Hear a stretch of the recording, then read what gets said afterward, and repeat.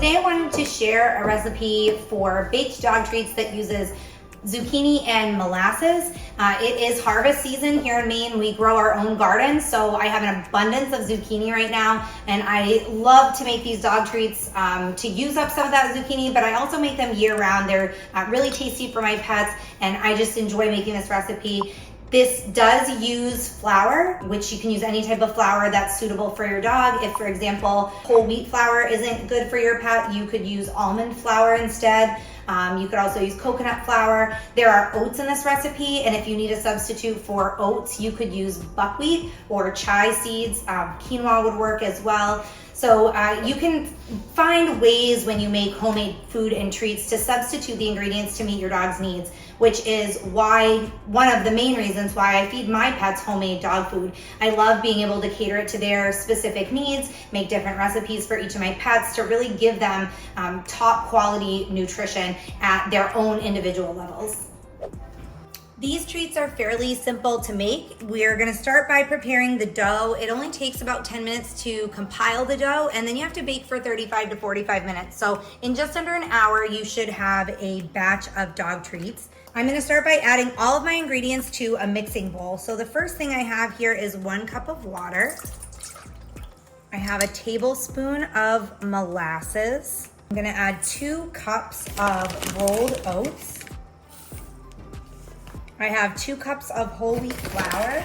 And then my last ingredient is 1 cup of shredded zucchini.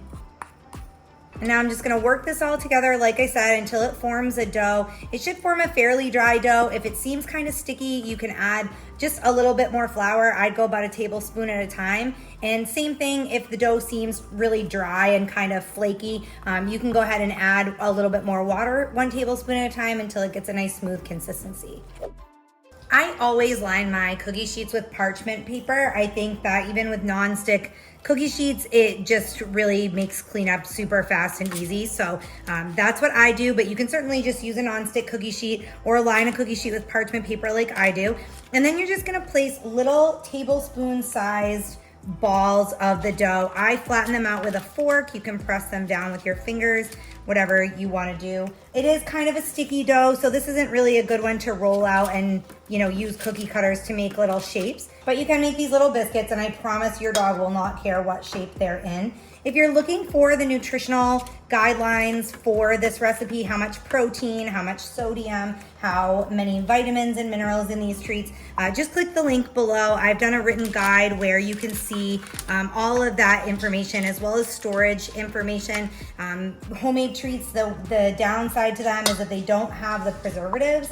And I guess that's not really a downside depending on how you look at it, but they don't have the preservatives of store-bought treats, so they won't last as long. But I have all of that information in my written guide. Like I said, just click the link below. If you guys have any other questions, feel free to email me. Thanks for watching this recipe video.